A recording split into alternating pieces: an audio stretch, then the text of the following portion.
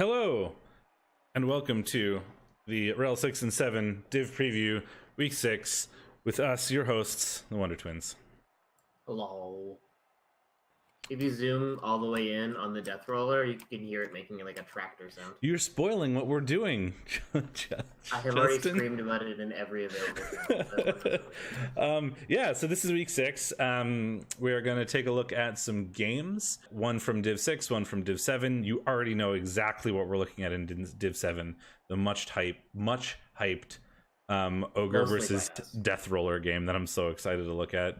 So we'll be doing that in a second. Before we do, quick announcement, I guess, in that considering that this week is a 2-week rollover period, there won't be a div review next week because the div won't be done yet. Also, next Tuesday is Boxing Day, so definitely won't be doing a thing that day.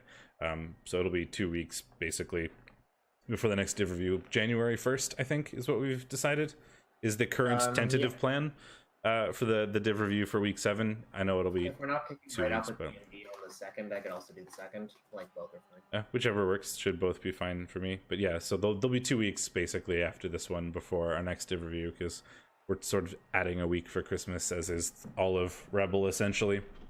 Yeah. And REBBL for that matter. If you watched the thing on YouTube, the div review on YouTube last week, sorry for like the terrible audio issues, but it exists in the Twitch VOD too.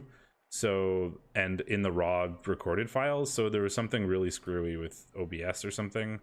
It sounded like Shadorra's voice was out of sync with his mouth, so it sounded like I was talking over him a lot, but that was because when his mouth was moving is when I was hearing it, but the audio was recorded a couple seconds like later, which made the YouTube video really screwy. So I apologize for that.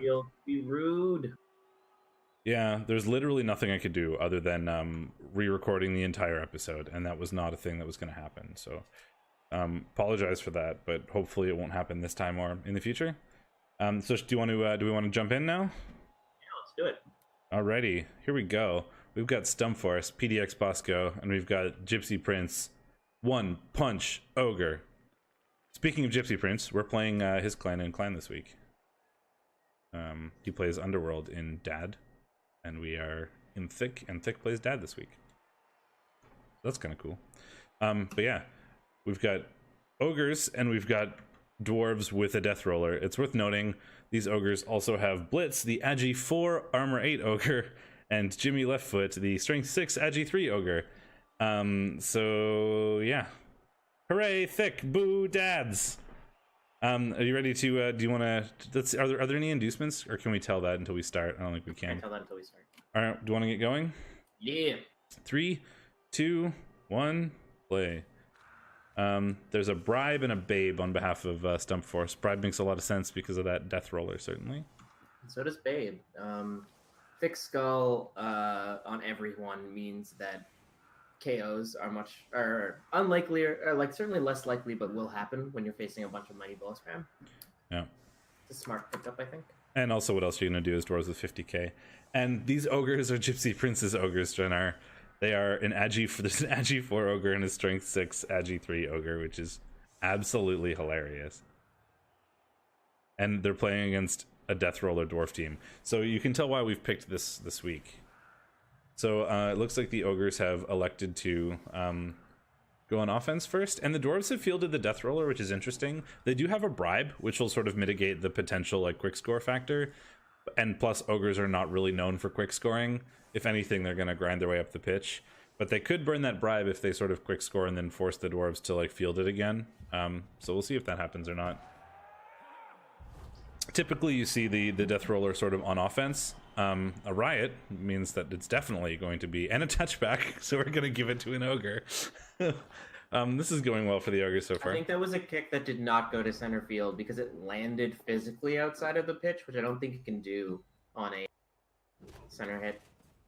No, without scattering, yeah. But although fielding him on defense is not terrible, certainly he's like a mostly disposable piece, and he also matches up with the Ogre strength a lot, which is something that you will certainly be lacking as Dwarves here. But it's the fact that he is on defense, I understand, but it's not something you see very often with Death Rollers. You don't see Death Rollers in general, but the normally offensive tools. No, there's a blitz into a bonehead. And we're marking up 2 snotlings against a dwarf. I mean, one is going to punch a snotling, although at least he doesn't have tackle, and then the other one... and bonehead on the death roller hit too. Oh. Death roller doing his job, tying up 3 ogres. This is very much what my experience playing ogres as Nurgle is like. Secure ogres have a beast of Nurgle, and they block them all day. But sometimes they bonehead, and sometimes they foul appearance, and you just tie up 3 ogres, and then they're sad.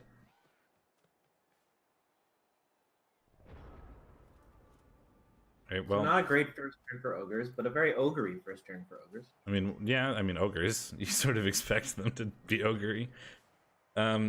He does have the ball in the hands of an ogre, which is certainly kind of annoying. But with all the guard and like the dauntless from Troll Slayers, it's not terribly difficult for dwarves to block ogres. Plus, the tackle that's lying around everywhere is sort of natural snotling killers, as we see there. Rip a snotling. Wasn't tackle; it was both down, but you know, accomplishes the same thing. Interesting choice to go for the Longbeard hit over the. It doesn't matter. Got a KO anyway. But I probably would have gone in with the Mighty Blow Troll Slayer here. Doesn't have tackle, and sidestep means he can sort of force the Troll Slayer to where he wants him to go, but there's not really anywhere the Troll Slayer doesn't care about being currently. Yeah, so. and also 6 dice with Frenzy, block, Mighty Blow. Like, you're super likely to take it down. Ooh, Oh. Death Roller gets an armor break on it. Oh. Death Roller doing his job, tying up 3 ogres, punching them. It's not too bad. Ogre's immediately coming out swinging. Oh, they're ogres. Although the ogres are down to bonehead again. Once again, 3 ogres on that death roller. Death roller is doing work. But we don't fail the blitz this time, at least. And Gypsy only has 2 rerolls, so he can't afford to reroll these bones. At least not unless it's an absolutely critical one. God, look at that speedy boy. Agi 4 ogre. Is a bit dangerous. We could see a Dauntless Blitz in the ball. Yeah, because there is no guard on behalf of that stand firm ogre. And there's a decent amount of guard that the dwarves can throw in there. There's no guard at all on the ogre team. There is. He's just on the floor. Yeah, the Dauntless is what, a 3+, but it's there's enough guard that we can try to make it a 1 die, and then if the Dauntless works, you get a 2 die out of it. Which is probably worth giving a shot.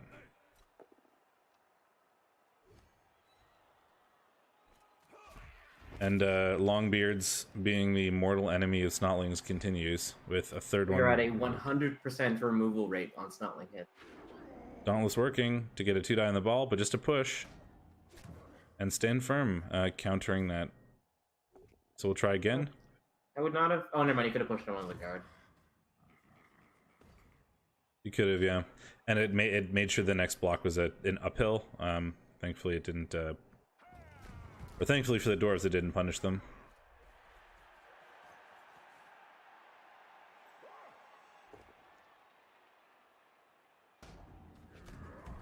A lot of failed Dauntlesses, but it does not matter, which is usually the story of...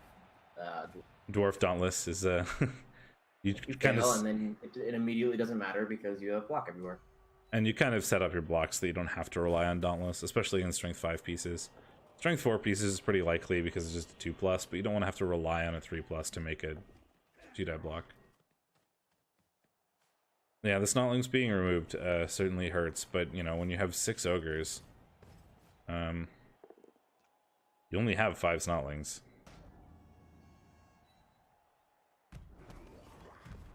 Chain push in the ball. For a chain push, yeah, which does free up the ball a bit to... Oh, he's handing off. Oh, okay. Yep. And he's going to run it in. It burns the bribe. If it works, it burns the bribe really quick. Although I think you have to reroll this now. Oh, 100%. Oh no! That's really unfortunate. As long as we don't armor break here, it might be okay, but that runner is within range of picking up the ball. I mean, I like that. It burns the bribe really fast, and the death roller is being super annoying for the ogres. But yeah, this is not a good setup right now. No, but if it failed, which it did, you are in a lot of trouble. But if that worked, that was a really good play. But it's, you know, high risk, high reward, I guess. That's what I'm trying to get out there. Risk. Well, it wasn't high risk, but like high variance, I guess. Like the payoff was great, but the disadvantage was also great. And it was pretty likely to work. So like I think I would have gone for it, honestly. Yep, it was a 3+ with a built-in reroll, and then 2 2+s with a reroll. It's just incredibly likely to work. It's just really unfortunate that it didn't. I think it was absolutely the right play. It's just frustrating that it didn't work out the way you want. Then again, when are ogres known for reliability?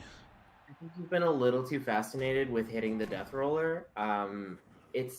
I get it, like you can, and like that is tempting, but it's armor 10. There's like no real point. Just leave it tied up on an... It's more that he's been stuck because they ogres that he's not stuck. They all have break tackle. They can just leave. And he keeps committing people to. They do all have break tackle. Yeah. He keeps committing people to like get a 2-die with the strength 6, but like who cares? You're not gonna really break it, and it's movement 4. It can stand up and move back onto you. Yeah, I forgot about the break tackle. I was gonna say because they keep boneheading on it, but it turns out you can just break tackle away on the initial block. That would be my biggest critique of the play so far from you. I think the Dwarves played this pretty well. They spread out. They got really lucky on their removals, of course, and you got really unlucky with that play. But yeah, having 3 more ogres would probably make a bit of a difference here. Like I said, that death roller is making his money so hard. And he finally goes down. Probably would have hit the Troll Slayer. The Dauntless are basically his plus strength pieces here, and they're armor 8. I think I would have gone for that over like a random guard Longbeard.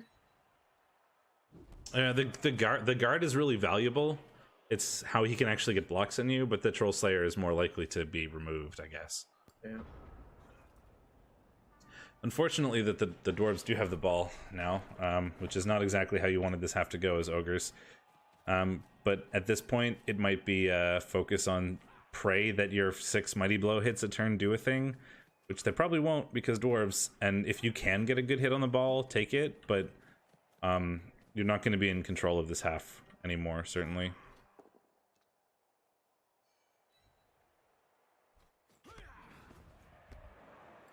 Cheeky 1-die does get the ball, or does get the guard ogre, but he does have break tackle, so it's not hard to fix that. Sidestepping onto the ball with diving tackle block, but you know he's a snotling, so. Some more cheeky 1-dies, the hallmark dwarven block. Uh-oh. He'll be alright.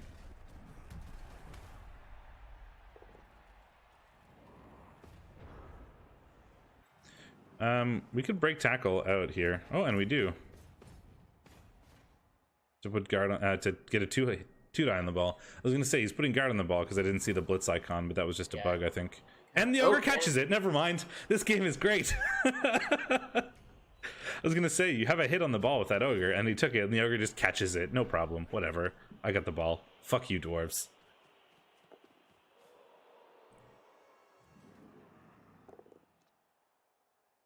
There's a hit on the Troll Slayer. He's okay.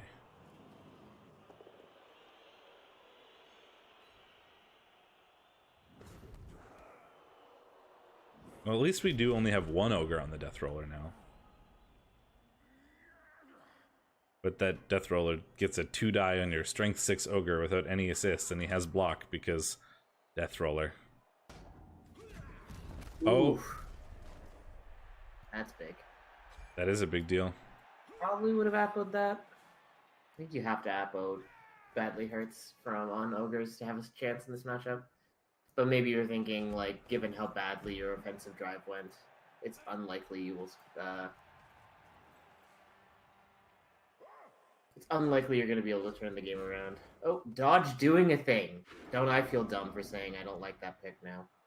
I know, right? And it gives him a 2-die on the ogre and sends the ball free. Although it's in a pretty good spot for the ogres.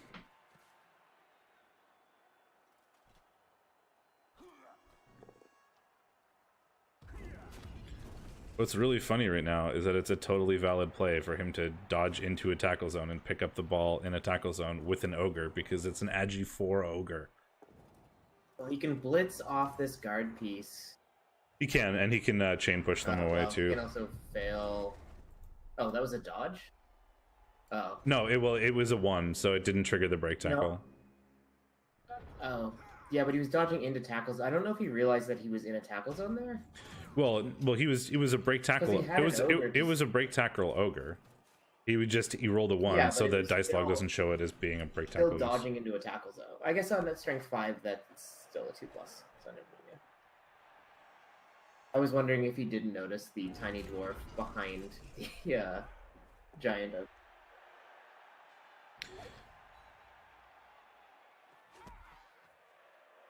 Snarling's okay. Turns out blotch step is good. Not normally against dwarves, but when they're getting punched by runners, they don't really have tackle very frequently. So neither player is likely to score here unless Gypsy Prince gets a miracle. Yeah, I don't think the dwarves are too far away. Gypsy Prince can, but it's going to be very difficult. That's a nice view right up the ogre loincloth. Yeah, does that on the AV breaks. More or less how I expected this part to go. Like, the dwarves are going to be able to outpunch the ogre, surprisingly, just because of the sheer amount of guard that they have. And if they can remove a couple snotlings, which dwarves are wont to do, then there are less players to provide assists and that sort of thing, and the ogres can get isolated. As you can see by there being 5 ogres on the ground. Well, the good news for the ogres is that the dwarves aren't scoring. The bad news is it's their half, and they didn't do anything about the death roller and the bribe, so... And break tackles out for a cheeky blitz on a Troll Slayer and promptly dub skulls. Not the best dice coming in for Gypsy Prince. No, a few unlucky things happening so far, which, I mean, you kind of expect as ogres, because you have to roll so many dice, so, like, you sort of...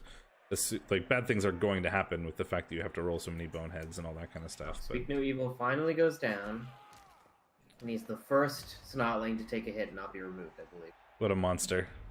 Oh, and there goes Unicorn too. Never mind. Well, if both those KOs come back, at least we won't be down players for the ogres.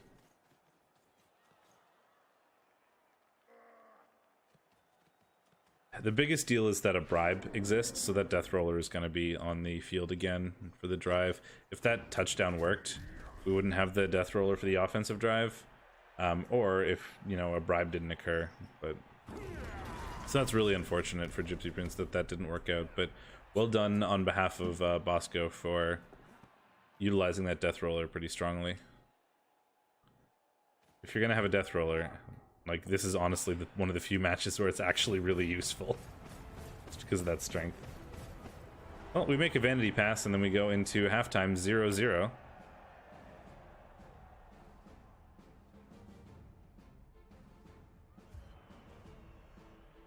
Let's see if these KOs come back. Nope. Well, that's unfortunate. You expect one to come back, but, you know, when you, it's not super unlikely that both don't. It's a pretty small sample there. And the bribe has worked. So we get to see the use of the Death Roller in round 2. 16 turns of Death Roller if things go the Dwarves' way.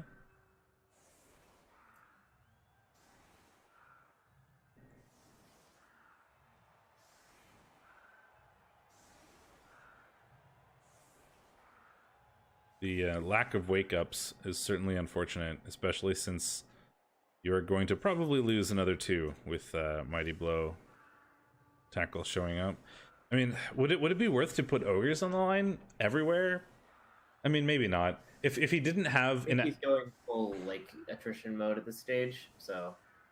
Well, the other thing is I was going to say is since he has an Agi4 Ogre, if this is a normal Ogre team and you didn't have a ball-carrying Ogre... you really need those Snotlings to be able to, like, semi-reliably pick up the ball. That's a spicy kick. So you almost need to sacrifice them, or protect them a little bit. That's a really interesting kick. It's not bad for the Ogres, though. I mean, if the Dwarves fail to pick up, it could scatter out. And plus, it's a short kick, so we could potentially take advantage of just having Ogres right on the ball immediately. Not really sure what this movement of this guy is as if the Troll Slayer doesn't have a natural 3-die. Yeah. Strength 3 players have a natural 3-die on. Strength 1 players. He's trying to protect this Wad Troll Slayer, but maybe? Because the Troll Slayer is forced to follow up. Likes to make a punch. I guess he was going for a Mighty Blow hit, that's why. I was gonna say he likes to make a punch without a tackle piece. Yeah, I think the Mighty Blow is what you're aiming for there. Well, turns out to not have made a difference. We're gonna try to pick up now. Oh, failure. Ooh. Where's the scatter go? Exactly where it needs to be. Well, I mean, it could have been better with 1 square back to the right, I guess, but it did not take the 3 and 8 chance of scattering out there. So, not too bad. He scattered the ball here, though. Oh, you can't if you fail that bonehead, though. Nope.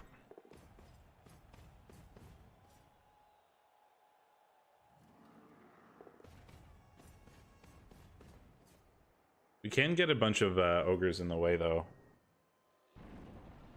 No, we can't. We can get 2 ogres in the way. That is a brave Snotling. Yeah, that's what you do with Snotlings, man. Going for a walk. Oh, it's a 2+ to dodge anywhere with a reroll. Snotlings are, like, surprisingly mobile. That's a double skill. Ooh. Gets the loner, though. Yikes. Oh. That would have been an interesting turn for the... wait for the game to take a turn. Yeah, it does burn a reroll for on turn 1 for Stump Force, which not like they really need them. They're dwarves, but still, it's always a nice thing to see your opponents do.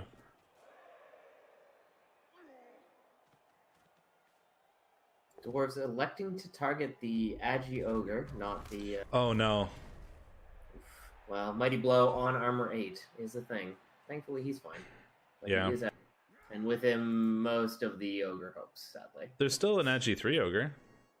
There is, but he's running out of players real fast. Yeah, that's super unfortunate. Turns out your strength advantage doesn't mean much when the dwarves can just dedicate 3 players to each one of yours. And the ball is pretty safe now. I feel like this is going to be the dwarves slowly grinding up the pitch at this point, and the ogre's not capable of doing much because of the removals that occurred. I think the biggest thing is that, well, this game would have gone incredibly different if those GFIs weren't Snake Eyes. Right? There would have been no Death Roller for this half, which he hasn't done much, to be fair, but so far in this half. So many Bonehead Blitz fails, though. Yeah, I mean, I think his Boneheads have been more or less on average, maybe a little high, but like they've almost always been on the... Yeah, I was going to say that when you look at the dice rolls after, you know, with 6 ogres on the pitch, you expect to fail 1 bonehead a turn.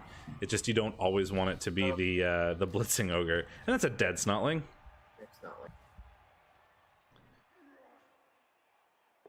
Snotling. Yeah, the GFI failure in the first half made a huge difference to this game, and I think the other thing is the... Oh, goodbye injury, probably. Oh, he re-rolls the Dauntless? I don't think I would have re-rolled the Dauntless. Yeah, I would have saved the reroll for if you got like a skull in the up. Would it even been an uphill? Yeah, it would have been. So you could have saved that for like the skull, because all you really need is a push. 2 die where all you need is a push is, or an uphill where all you need is a push is generally fine. Oh, this is unfortunate. Yeah, like I think the spending so much time on the Death Roller in half 1 for the ogres may have been a mistake, but honestly, the biggest turning point was that failed GFI. Like, if that hadn't happened, this would have been really different, even with the focus on the Death Roller at the start. Hey, look, PDX Bosco has now learned that double skulls do happen and has stopped making first action Death Roller, which is what almost got him in trouble this half. But I understand when your big guy has block, but it's, I mean, loner is still loner, and it does happen. Yeah, I mean, you can't targeting the runner. Oh, just an armor break, or just a stun. I mean, oh, but gets to pylon.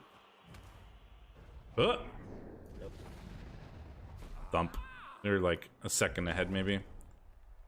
Oh, no result with that pylon. I'm just kind of getting involved with the strength 5. 6. Kind of just giving away a block here. I don't love it. There's not much else you can really do when you have 3 players on the field. The injuries on Ogres are sort of also mostly unexpected. But one of them is armor 8, so I guess that one's not terribly unexpected. Now, if I were the Dwarves, I would be running this in ASAP. You can probably 2-0 this. I guess you've got to kind of worry about the 1 turn, but... and you also won't have your death roller as soon as you score. Yeah, but you've got a full team. I don't think you're too worried. No, not particularly. Especially if you can get a good foul on a piece here. I wouldn't hate playing for more points. This is a good development game, right? If you it's get important to identify them, and then so he's going for a foul here on Ogre down. It looks like. Oh no, maybe not. I would not roll dice to do it. 1, 2, 3, 4, 5, 6. Because you'd have to roll 2 GFIs to do it right now. Well, actually, no. I would make the blocks here. And if you can get like 1 more KO even, just to make it slightly harder, then I would be all for it, certainly. But if all of those KOs come back, you could be in trouble if you score early. Oh, gets an injury on the piling on. Oh, and it's a guard piece, so that makes a difference. He's niggled for good. That is a 52 into a 67, which is very dead.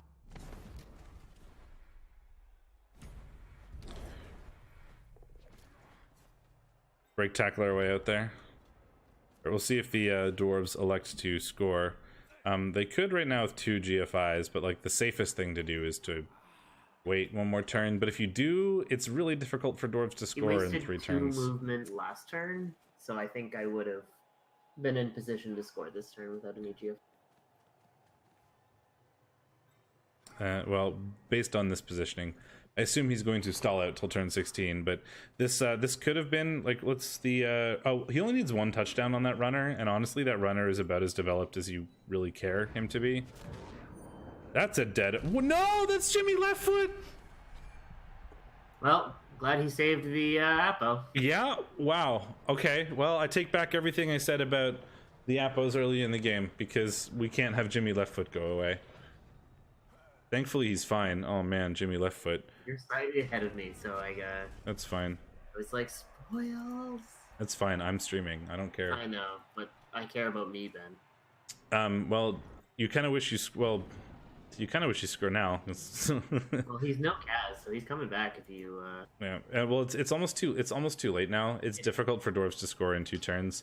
And at this point, you probably don't want to start spamming handoffs. And where's the other runner? You'd want to level... The guy who has the ball doesn't really need any more skills, honestly, unless you roll stats.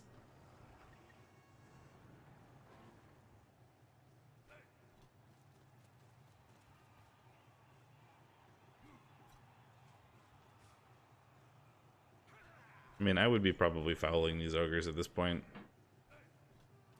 But yeah, in this case, I would have Appo'd the badly hurt, probably, and I would have lost Jimmy left foot. So, in this particular instance, I suppose you're right. You could vanity pass the other runner and then score on the other runner, but then the runner would have to vanity pass again to level. And honestly, I don't really think you care that much. Alright, so if my opponent is going to keep piling on my players, I am 100% Death Roller fouling. Death Roller has a dirty player, as certainly does. Yeah, this dwarf is as leveled as he really cares about being, and this dwarf, honestly, I don't think you need 2 block runners. I mean, I guess you kind of do on a team with a Death Roller, because you're gonna get the Death Roller sent off.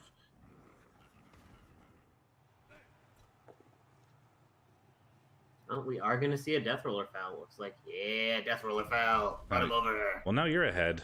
Here's the Death Roller foul. Vroom! Ruh-roh. Oh no, Def Down is injured. He's fine. He's a lot of badly hurts. You're rolling pretty well on the injuries, at least. Other than the dead guy. Well, there's 1 ogre on the field. It's not very often you see ogres almost pitch cleared, because, armor 9 thick skull and strength 5 is hard to deal with. But apparently not for dwarves. Yeah, I mean, I Claw Mighty Blow dwarves in my ogre, I Calamity Blowed Ogres in my Ogre match this week. A hell of a lot. And got absolutely... These dwarves are making me jealous. I haven't played ogres against ogres in a long time.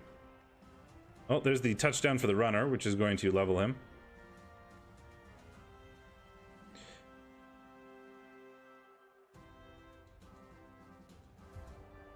See how many of these KOs return, because it could make a difference.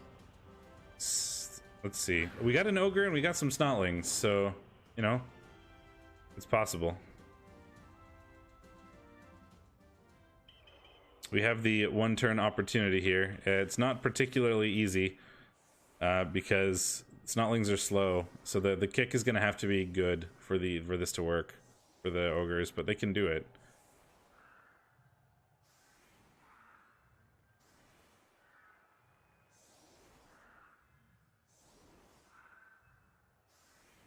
Turns out snotlings don't really care about your tackle zones, so it might almost be worth just putting dwarves on the line in places where the ogres would have to be to throw, so that they're throwing from a tackle zone no matter where they set them up.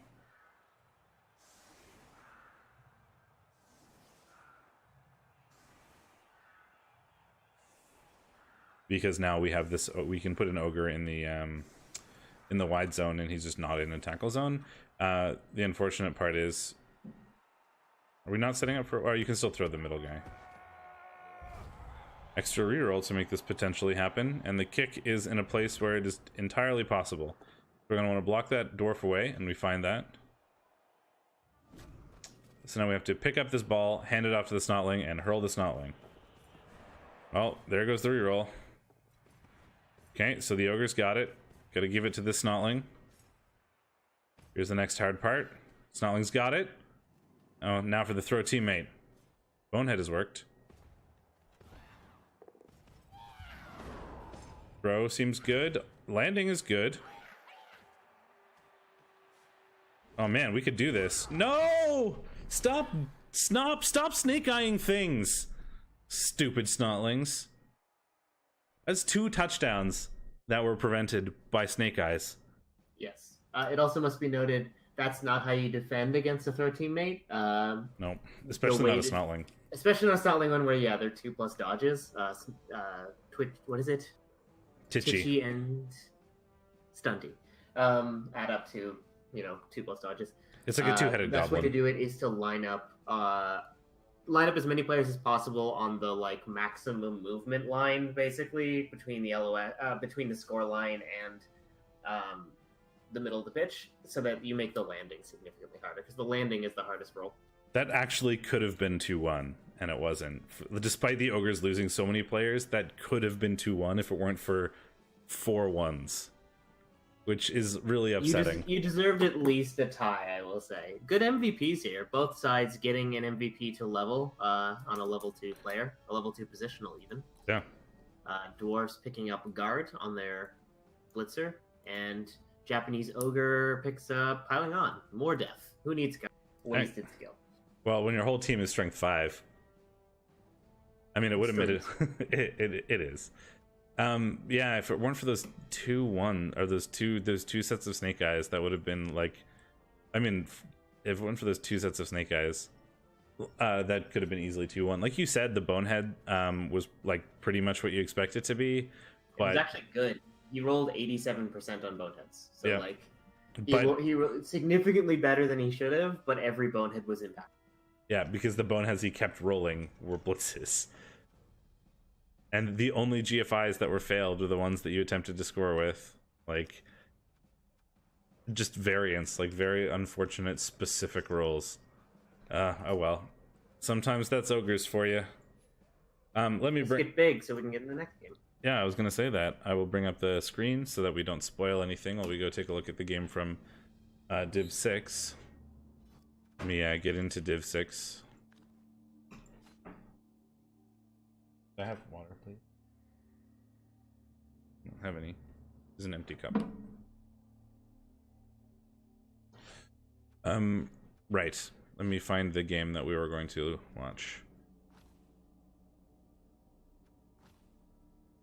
Press watch replay so we can't see the score anymore, and then bring us back into we elected to not watch a 4-3 Kislev versus Wood Elf game. over that ogre game because Yep. we have prior. We had to watch that ogre game. It was I said like game 1 or week 1 when that happened. We were watching it. So if you can't tell by now, we're going to be watching 3 Cash, 3 Crew, Revengeing, and Wood United, coached by JJ Cash and Luke. It's a game that we weren't divisive on this one, were we? No, we both predicted the humans would win. Okay, we both predicted the humans would win this, but it is a game that looked relatively interesting, and we haven't looked at either of these teams yet, so we're not checking off 2 on our list with this one. I'm ready to start when you are. I am, yeah. I'm waiting for I'm just watching the team presentation videos, so we can basically go whenever. Here's the coin flip. I'll tell you when like the setup is happening, basically. All right, feel free to go. Looks like countdown. Oh, okay. 3, 2, 1, go. JJ Cash electing to receive, which is not traditional versus Wood Elves. Wood Elves can only really defend with a full team. So it's often the case that you will choose, but they can score, I should say, with like 2 players. So it's traditional to defend against Wood Elves first, in the hopes that you cause some damage to them on their defensive drive, or their offensive drive, I should say, and force them to field fewer players on defense and cause them to suffer for that. JJ Cash does have a wizard and a touchback.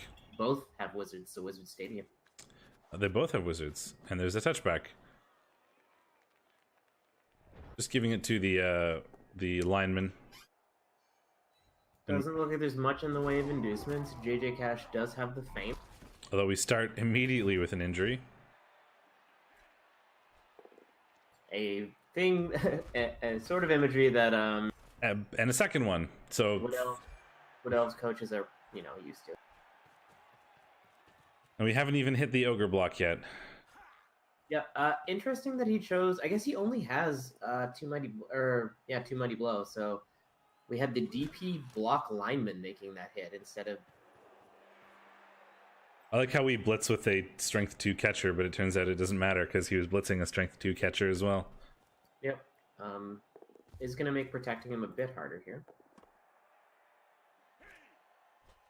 He's carrying on the Agi 4 guy instead of the Agi 5 guy.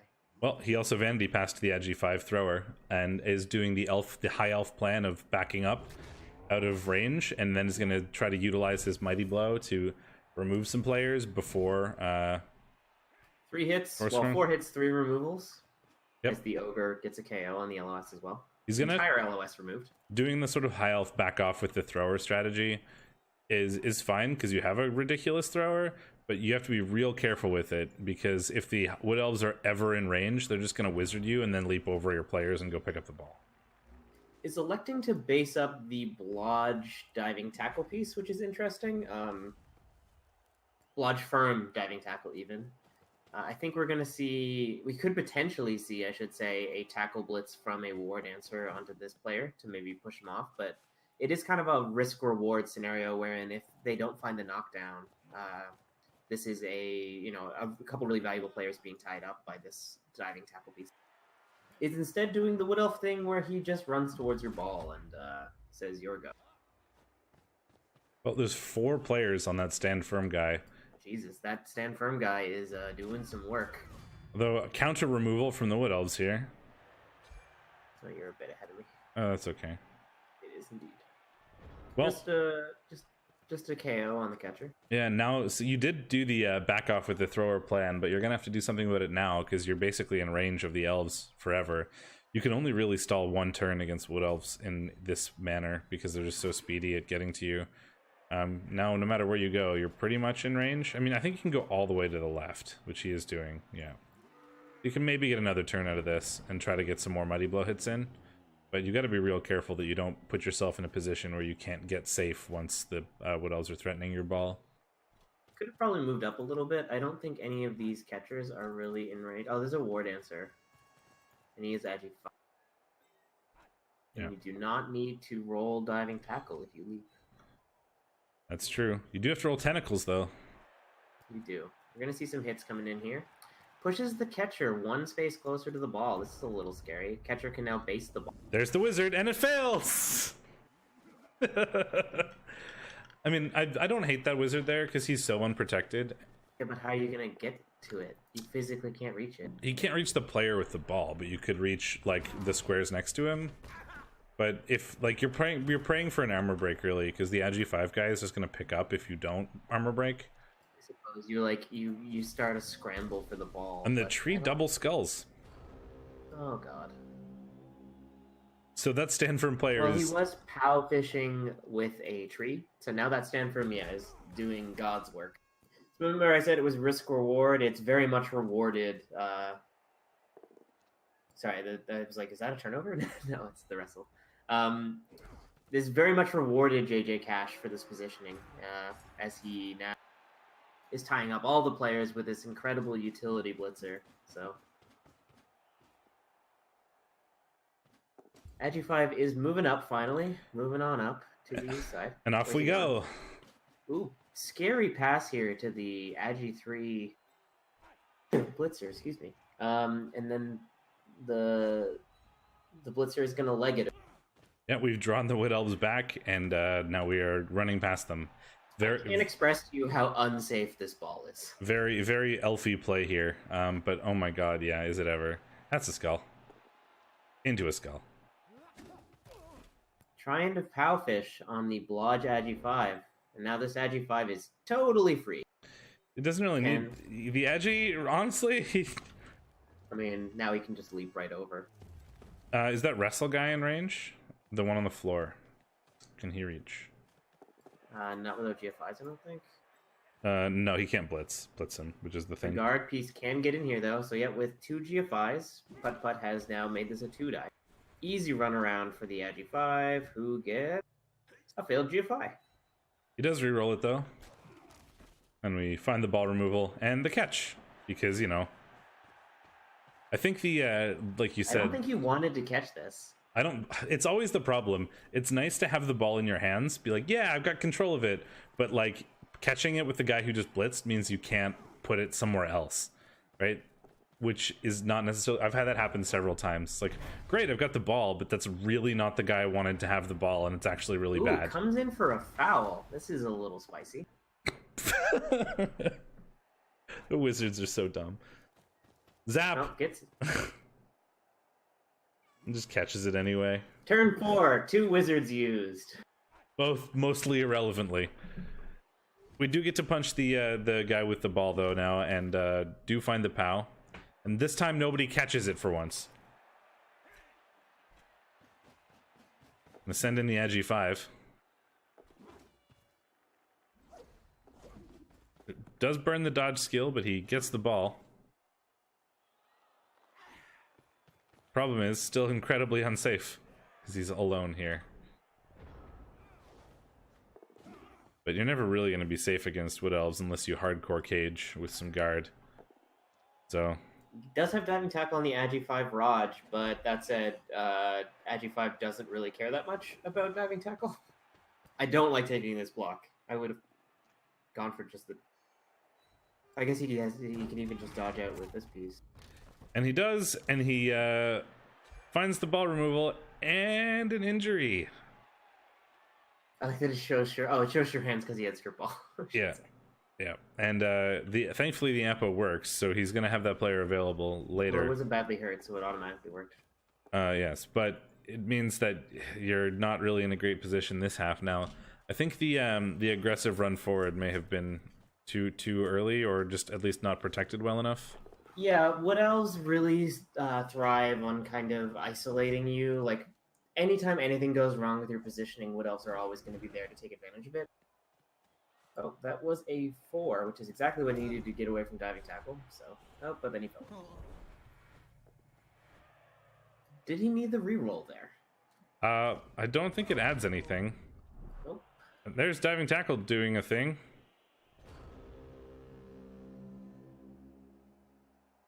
Although the humans went from being in a very dominant position, having all of the elves tied up, to being in on the back foot position. being tied up by Welcome elves. to playing Wood Elves. Yep. Can we get around with you? 1, 2, 3, 4, 5, 6, 7. With 2 GFIs, we could 2-die the catcher with the block lineman, but it's 2 GFIs and you're pow fishing, so maybe not worth it. Instead goes pow fishing on Agi 5 and finds it. It was lucky for him. It was also Mighty Blow, which is Go pow fishing on Raj. yeah. I mean, I'd rather pow fish on Raj than with Mighty Blow than pow fish on block with not Mighty Blow, because you're the only way at this point you're going to make a big difference to this game is by removing more elves, because you don't have the ball. The big guys are hanging out. This happens so often in Wood Elf matchups.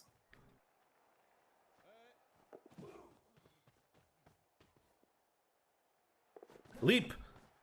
Ooh, goes for a surf here, even though it is sidestep.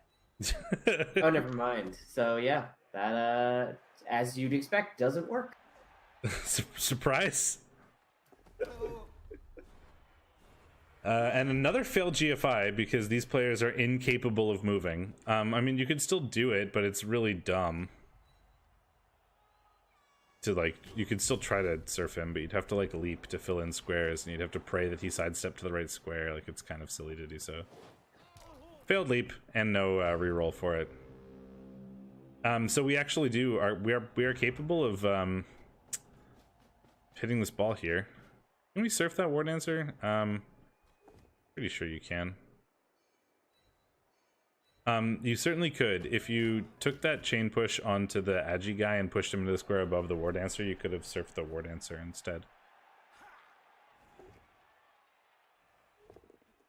Okay, we double push, we rolled into double skulls.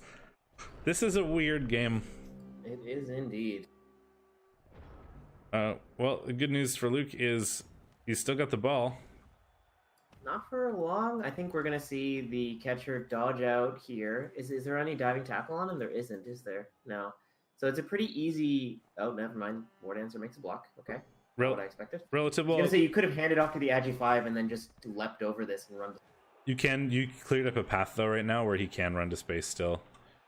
Sure, but you can't get as far. You can't outrange the humans, which you could have with the War Dancer.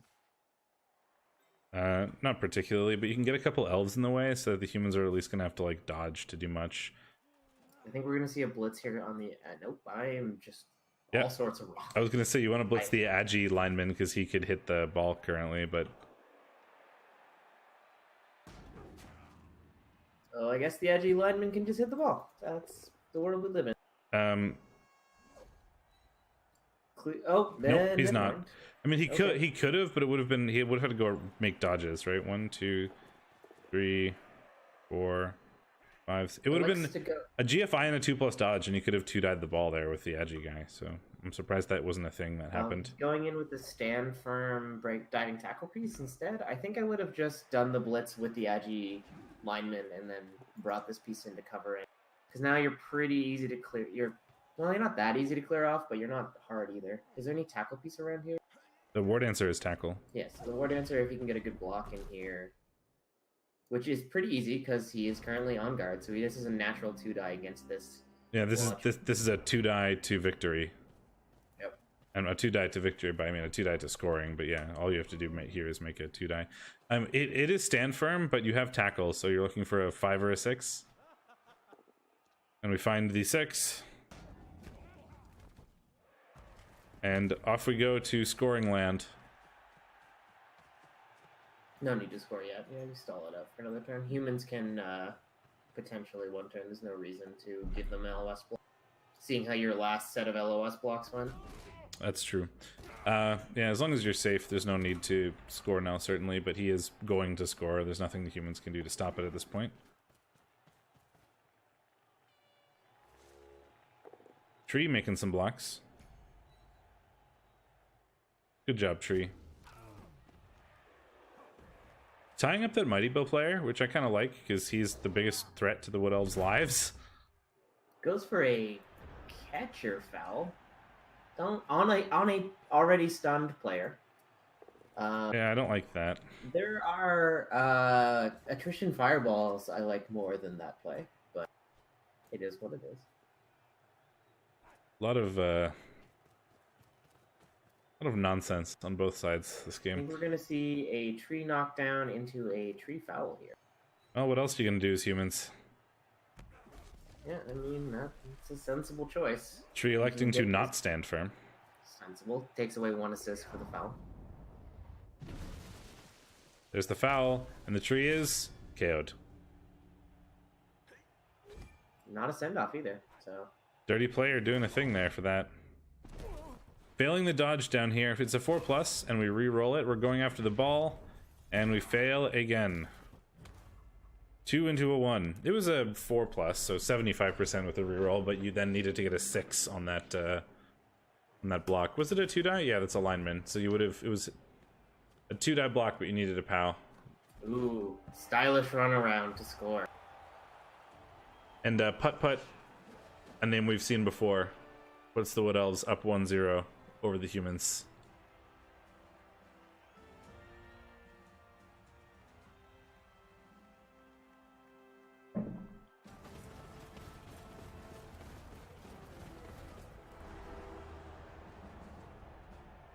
Love how the tree takes like a million years to walk off the pitch. The 1 KO for the humans returns. The 2 injuries for the Wood Elves stay out, obviously. And the 2 KOs return. So, unlike our last game, we have 100% KO recovery so far. Really good news for the Wood Elves, because that means they're going to have their tree. Yeah, the tree is a big deal. Against any Agi 3 team, having the strength 6 player makes a big difference.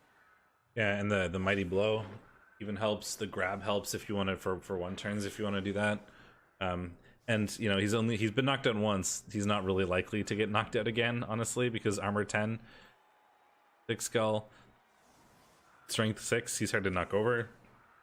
So the fact that he came back means that he's probably going to stay back. I had way too much sushi for dinner, and I'm still really full. It's like uncomfortable, but that good sort of uncomfortable because you ate too much sushi. Just thought everybody needed to know that. There's a perfect defense. We can pull our players off the tree if we want.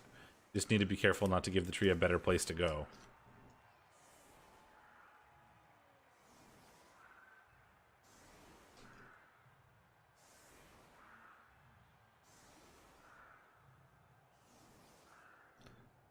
Putting a sort of sacrificial lineman in the way so that the tree can't just walk through the middle there to get to the more valuable players. The best he can really do right now is mark up 2. And one of them is that stand firm that we've seen do work, and the other 2 are skillless linemen, so the humans don't care about that too much. We'll put the tree in a covering position on the ball, though, which is certainly useful.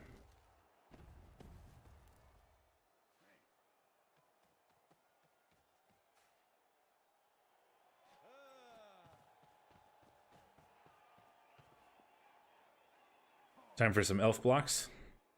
Here's the first one, and we find a POW.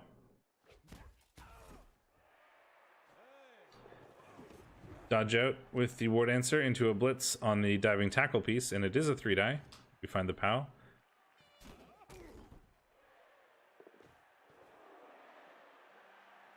Now I imagine it is time to try to get a hold of the ball, and we certainly do.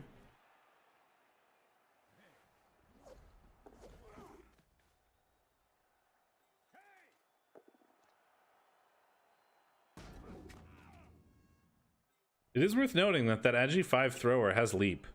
You know, we could do some leap shenanigans here to hit the wrestle ball carrier. Well, he is down, so it is going to be a bit tough, but yes. The leap guy? No, he's not.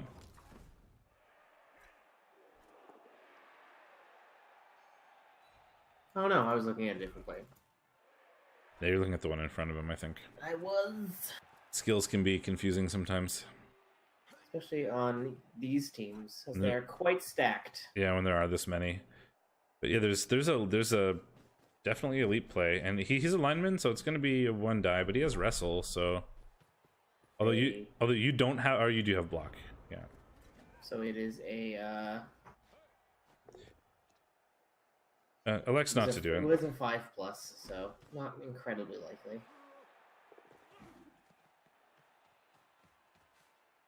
Sidestep marking up that Agi 5 now.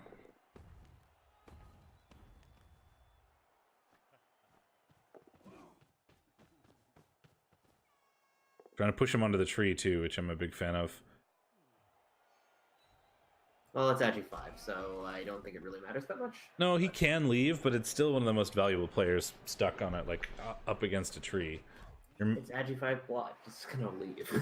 Yeah, it's making him roll dice though, and if you mark up the other side of it, although this isn't the best way of doing that, it might have been worth it to leave that wrestle piece on the blitzer, so that when you hand it off, so that he didn't have.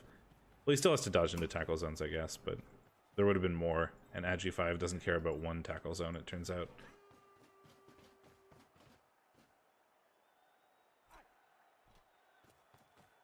Guard piece in there.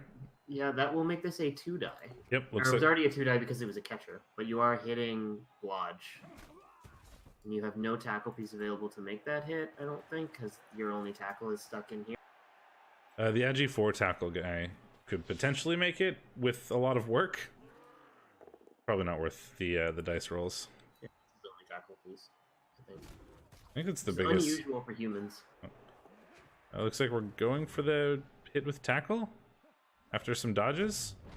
Yeah, I feel like some serious dodges. I feel like that wasn't. I feel like I would have rather have gone with the Agi 5 guy, and then just dedicated a reroll to the hit. Right? If you're gonna spend you're gonna do a bunch of dodges, you're probably gonna end up having to reroll that, and it's probably more likely to just reroll the block than it is to reroll the bunch of harder dodges you had to make. But I'm not going to run the numbers on that now. But my instinct tells me it would have been more likely to do with the Agi 5 guy and just reroll the block instead. Although he may have wanted him for a recovery, potentially. Anyway, not too difficult for the Wood Elves to clear off their ball here and just go for it. And this is the exact sort of situation where you just score as Wood Elves. Run up that score. You've got your one touchdown. You take the one that puts you ahead by one. Prevent more blocks. Although he might have been in a dominant enough position there that he could have stalled it out a turn. Humans can score pretty quickly. He probably could have, but I think the point here now is that you're up 2-0, so the humans score pretty quickly, and then you're up 2-1, and then you can score pretty quickly, and you're up 3-1, and it doesn't really, you can't really lose anymore. Even if they do score quickly, it doesn't really matter, because you are up 2-0. And if they score quickly, that means they're hitting you less. I think it's fine. I mean, you probably could have stalled, but I don't really think you need to there. I mean, sure, you're going to take line blocks again, but you're going to take them eventually. It's not like you were going to stall till turn 16 is what Elves.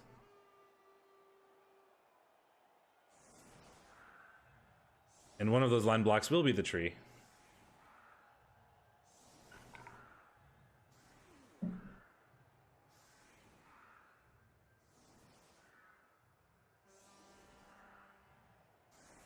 So far, things are not going well for our predicted team, the humans. I think the lack of... Well, I was going to say, I think the lack of tackle may have hurt them a bit here, but there's very few points so far where tackle would have actually made a big difference. Like, there hasn't been many blocks where tackle would have made it a knockdown so far. Although, if there was more tackle...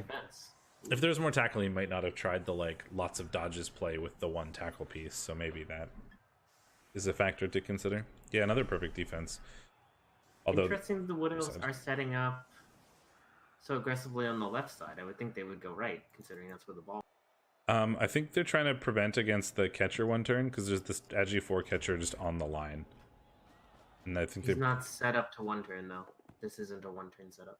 It is certainly not. I would have this plus movement and catcher like on the line, ready to go, because the Agi 5 can't get anywhere, right?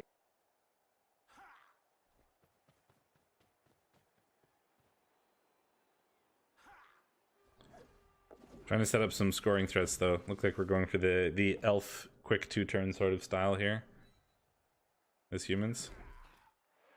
Get a couple scoring threat catchers in the way, hurl it to one of them because you can only really deal with one of them, and go score.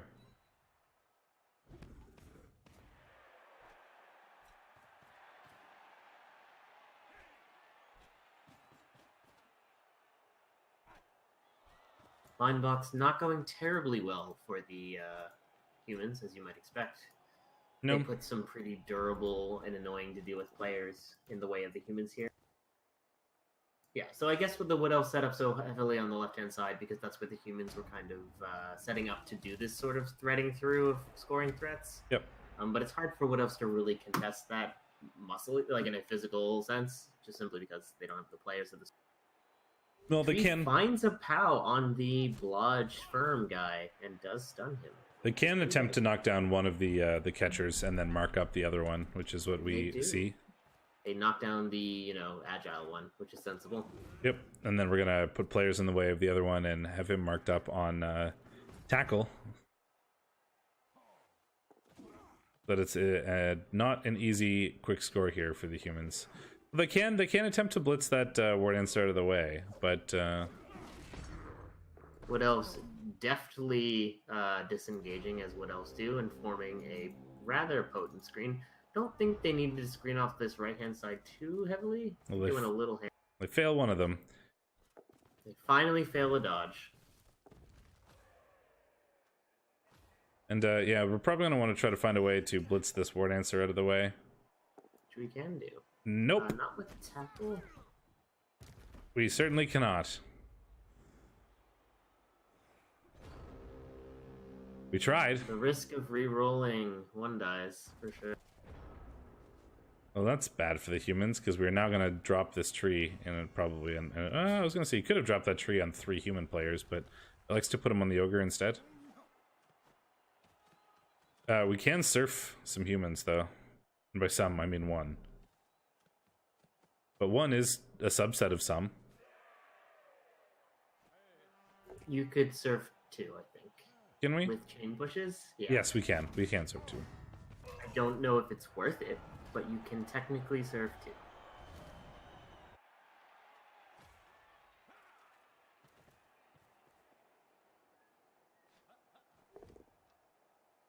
First one goes down, is KO'd. And elect not to attempt the surf on the second one. But we do stun him. Oh, that's a dice roll. That was awful close. I would like to point out that that was a triple skull into a double skull POW. So that was a pentaskull. Very close to the ever dreaded hexaskull. It's as likely as any 6 dice. It is, but it's very fun to see. It is. I had a 1 in 27 into, I think this is the same sort of thing, like both down, push with my chaos when I was like taking a greedy hit before scoring, and someone in the chat was like, you could just like hear Shadorra's butthole unclenching. My record is still triple skull into skull both down on a player without block, so it was close. 1 in 27 squared, which is lots. It's a big number, or well, a small number. It's a big number on the denominator. The elves are just bullying the humans now, which is not a thing you see very often. They outnumber them currently, despite... No, not really, actually. A little bit, but... Not something you expected, but the humans are spread a little thin. Stand firm means you are not surfing that player like you were probably attempting to do there. I think he was just trying to punch a hole through, potentially? I'm not really sure what he was trying to do, to be honest. And another skull! A lot of skulls in this game. Alright. What else have no rerolls, so... It's true. And an immediately failed dodge to the humans. However, it wasn't a dodge skill one, so we can reroll it. And then we failed the GFI. What is this game? It's so fucking stupid. It's like turnover, like whatever. It's like a pastry bakery in here. Turnovers everywhere. I can feel all of you face palming through the internet. Sorry, T was messaging me from Chicago, so I was distracted. She was late getting out, and then I think barely made her connection to San Francisco. No. But yeah, everyone's just kind of aggressively failing at each other. Well, I'm glad you didn't hear my terrible joke then. Probably would have made me love you less. I don't know if that's possible. Don't lie to yourself. Oh, there's a tick root. But at least we have An ogre to hit? well, I was gonna say he at least we have grab to keep the ogre on the tree if we want to, but he elects not to do so. Bizarre choice there. And there's another turnover. And Putt Putt is KO'd.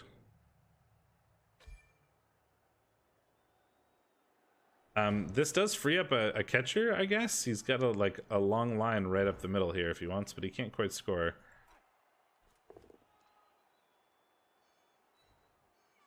Humans are going to need to try to get someone into scoring position this turn, though. Shouldn't be too hard. No, they can get a bunch into scoring position. It just, I guess it depends on... Oh, are we going for the touchdown now? The long pass? I hope so. I want to see one. That would be a hell of a pass. Well, the human, he can get... Not really. He can get pretty close, and he's Agi 5. Or are we going to hand off and then go for a pass with the catcher? That is a shorter pass. Probably a more sensible option. I don't know. I wonder how different the odds are there, because the other guy is Agi 5 with pass, compared to like adding a 3+ catch into like an Agi 3 pass rather than an Agi 5 pass. Better do it the other way around. You're right. I don't actually know. I'd have to count all the I'd have to count all the squares, but I don't know if adding a 3+ to then make a shorter pass with an Agi 3 guy instead of a longer pass with an Agi 5 pass guy. I don't know what the numbers are, but I'm sure JJ Cash figured it out before he did that. No, I mean, I think you're right, actually. I don't know the numbers. I'm not very good at passing, so I couldn't tell you. Horrifying orc cheerleaders. Certainly horrifying. As you'd expect. Oh, 100% KO rolls continue. And everybody comes back, and the humans have made this 2-1, but we go into turn 16, so unless we sort of counter one turn here, this is likely going to be a Wood Elf victory. All the Wood Elves... The Wood Elves have the ball, so it would be difficult to... The Wood Elves would have to... That's why I mean that's why I said counter one turn. Oh, yes. Is that even physically possible? I don't think so. Yeah, you can... It has happened. It has happened by Wood Elves specifically. I believe Ceremal has done it as Wood Elves, like one turned on your opponent's drive, on turn 16. Like they basically fail to pick up. Yeah, or like it failed to pick up in like a short, on a short kick where you can like get the chain pushes, but also get the ball to them. It's possible. Very unlikely, and I don't think you can really do it as humans. So. No, I mean you could probably only do it with players that need very minimal pushes. Yeah, but it's certainly not impossible. But all decent anti-one turn setup here from JJ Cash. I like leaving a bit more space in the middle and putting guard in more relevant places. Right now, the guard is kind of irrelevant. All Gypsy Prince has to do or not Gypsy Prince, Luke has to do right now is, I was looking at chat because Gypsy Prince is the last person who said something. All Luke has to do right now, though, is sort of pick up the ball and stand far away, and he wins. So he doesn't really need to worry about it too much. Even fails the pickup. Well, I don't think the humans can do anything about this. But this is the sort of situation where it can occur. If you had more humans on the line and you could get weird chain pushes, right? Like, there are enough elves in a clump here that you could probably engineer some chain pushes to get your guy forward far enough, but... Stand firm tree would be a problem. Yeah, not with the tree and not with the lack of players you have on the line. But, it's not a thing that's impossible. Just so ludicrously unlikely. And you have to kind of set up for it in a weird way. Gonna try to grab an extra 2 SPP here with a Mighty Blow Blitz, and we just find a push, so it turns out not to matter. Flex not to re-roll it. I don't know what else you'd be saving the reroll for here. I guess you had one more block here, but... Yeah, who cares at that point? The rookie on the blodge, yeah. That's going to be that game. The stand firm guard diving tackle blitzer picks up MVP, and he certainly deserves it. He did some work at the start of this game. Yeah, and you wouldn't hate to give him tackle, certainly, or Mighty Blow. Yep. Probably tackle. And the elves out armor breaking humans. The injured loner gets MVP and is not hired. So yeah, the humans getting real unlucky with the armor breaks, of course. Let's look at Luke's Humans got a Armor decent amount of 96. SPP despite all that. There's a lot of like vanity passes that occurred. Sure. The Wood Elves, on the other hand, had 72% successful armor rolls, which kind of shows how after the first turn they suffered negligible attrition, while JJ Crash suffered 53% armor breaks with an average armor 8 team against one Mighty Blow. Yep. Finny 1910 is followed. Appreciate it. Welcome to the recap show. There's Interesting game for sure. Yeah, kind of one diving tackle roll made and one failed. Yep. Diving tackle, real skill confirmed. Both teams kind of failing violently at each other for a while. Yeah, there's a lot of failure on both sides. Oh, never mind. I was looking at dodges. JJ Cash failed 50% of his dodges despite having a bunch of plus agi players. Yep, there was a lot of like the block dice for both teams are actually horrendous. Like it was a case of both teams failing at each other aggressively. And it turns out if you fail at each other aggressively, Wood Elves probably come out on top because Wood Elves are Wood Elves. They usually fail less. And they can take it more than their rare successes. Yeah, and they can take advantage of your failures pretty strongly. So I'm going to preface going into the schedule this week to look at the results by saying that Ben and I did a terrible job. Yep. And we've already reviewed the points, and we got utterly wrecked. So without further ado, let's get into that. So Common Nightmares and with the Rebel Yell, we predicted the Undead would take this. And this was an result, so no, we don't get points. So it's just an admin result. No, the game was. It is an admin result, so the game wasn't played, so we can't subtract points for ourselves there, I guess, because we weren't wrong. So admin results don't get talked about because we don't want to encourage admin results. So 3 cash, 3 crew Revengeing, we just and Wood United we just watched. So 2-1 victory for Wood United. We did predict the humans would take that, and they didn't. So that is a real minus points for both of us. Then we had the First and Forsaken Lions versus Orcsploitation Cinema. These poor High Elves who have fought 2 Chorf teams in a row and keep getting utterly wrecked by Chorfs. Then immediately went into a game against Orcs that include a Strength 5 break tackle strip ball orc and Orcs, so they have a ton of Mighty Blow and tackle and stuff. And you can tell that occurred again with a 2-1 victory for the Orcs. 22 armor breaks versus 1. 4 casualties and a death sustained. Like, these High Elves are having such a rough season. Although I hope that their remaining games aren't all of the killy teams. Like, their first 4 games in this div this season are just all the murder teams. If their schedule is just really stacked. Hopefully they get some agi games in the future. Their first 4 were like Orcs, Chorfs, Orcs or something. Like, oh man. Yeah, 2-1 to the Orcs. We did predict the Orcs would win that, and they did. So there's a point, I guess. MVP on an Orc Blitzer, which is kind of handy. He's picked up tackle. Yeah, all in all, pretty good. For the Orcs, anyway. Yeah. High Elves probably had a pretty rough game. And then we had Orcs versus Chorfs, where we predicted the Chorfs, and the Orcs won, getting a grand total of 26 armor breaks, which I would guess, based on the expulsions, was just the Orcs getting some early numbers advantage and then just pitch clear / fouling the Chorfs into oblivion. Yeah, 5 casualties, 3 KOs, and a death sustained for breaks, they only got 5 removals, which is kind of staggering. I guess no, it's not counting fouls. So, so a weird thing that the stat bot here does is that it counts fouls in armor breaks on the front page, but it doesn't count foul inflicted injuries on the second page where it says KOs inflicted and injuries inflicted.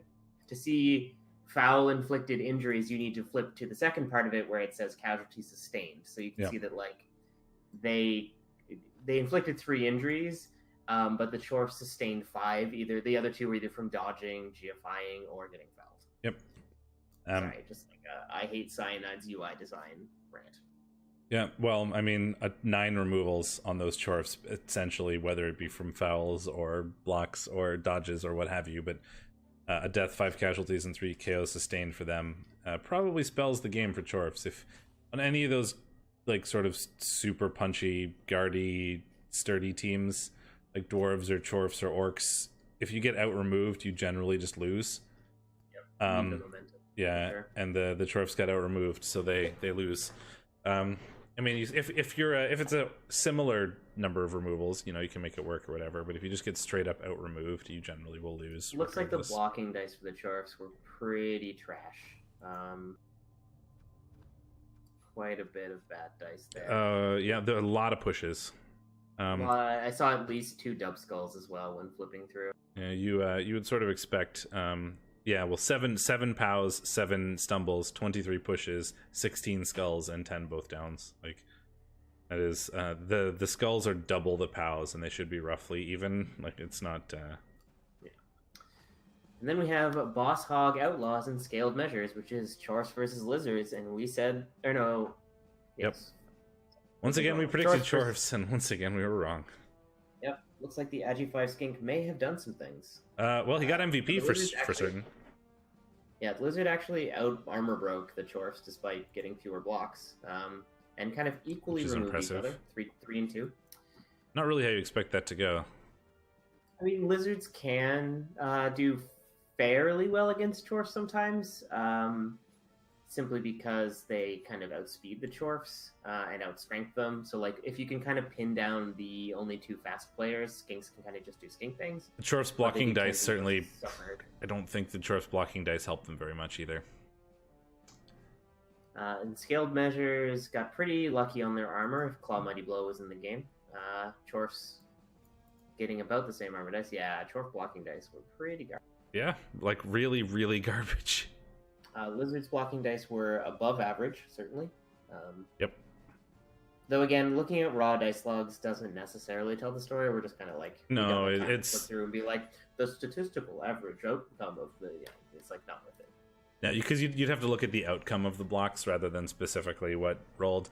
Because if you rolled a ton of skulls or whatever, but all of the time they were like skull push, then it doesn't really make a difference. But if those skulls came together and you get a lot of skull results, it can be non-ideal, like because it can burn rerolls and that kind of stuff. But we're not going to look through the entire dice log. This is we haven't watched all these games, so we can't give like an exact this is what happened. This is just going to be our like sort of rough impression of what the logs give us an idea of what occurred. So the fact that your first foul was able to target a claw palm Chorf might have either something went wrong or maybe there was a bit of a miss. In general, when you're palming, it's important to know when you can and cannot pile on. Maybe a bit of a greed punish, maybe something went like wrong with positioning, maybe just a bad dice roll left it exposed, who knows. But that's certainly good for you, being able to remove a Chorf. And then another Bloody Bell and the Wayside Warmonger. As we said, the Skaven would take this because I think the humans just kind of only had one relevant player, and it was Wilbert Wonder. Yep. For taking on the Skavens, and it looks like, based on the armor breaks, that Wilbert Wonder did some work. I do remember specifically saying this when we were covering this, predicting this one. I was like, I think on average the Skaven take this, but if Wilbert Wonder does work, then the humans will absolutely stomp the rats. And it looks like Wilbert Wonder did work, so maybe slightly above average game for him. And he even picked up MVP to put him at 100 SPP, so only 76 to go to Legend. Jesus. Yep, another Bloody Bell sustaining a lot of armor breaks. A lot of KOs. Looks like they took a lot of armor breaks, which you'd expect from armor 17 against players like with a fair amount of Mighty Blow, and also took at least 5 successful fouls. So, and it doesn't look like there were any. There was an expulsion. So, yeah, it looks like there was a lot of fouling once the rats were kind of in a bad position, and the humans just kind of like put on the pressure and finished them mercilessly. And this is exactly why looking at raw dice logs doesn't tell you the story of the game. The humans rolled 21s and 5 6s, but they won pretty handily, right? You have to look at where those dice rolls occurred. And a lot of the times the 6 isn't required. If you're rolling a thing where you need a 6, you're probably doing it wrong. Most of the time, especially on humans, a 3 up is good enough. So, dice are fickle. It's not you can't look at raw dice logs to decide how games go, but that's sort of the easiest way to take a quick look at how they did. So that's why we do it. And then Starry Fight and Snake Kitties. So this is a tie. This is the only contentious pick in this division. So I guess we have that going for us. Rumblebee. It's Rumblebee. Yeah, I know. I predicted the Lizards would win, and you predicted Rumblebee would win, and neither of them won. Or it looks like Dwarves rather did get the removal game going. They removed 3 Lizard players. Well, 6, 6 in terms of KOs and casualties, and only sustained 3 KOs themselves. But we're not able to turn that into a victory, which is the classic orc or dwarf problem. Looks like the blocking dice for the dwarves were pretty bad. Kind of a lot of POWs, but 19 results that are good in terms. It's just like it looks like they pushed a lot, and the results seems to. There's a lot of rerolls used on blocks too. 1, 2, 3, 4 rerolls on blocks. What else are you gonna do with dwarves? Reroll the GFIs.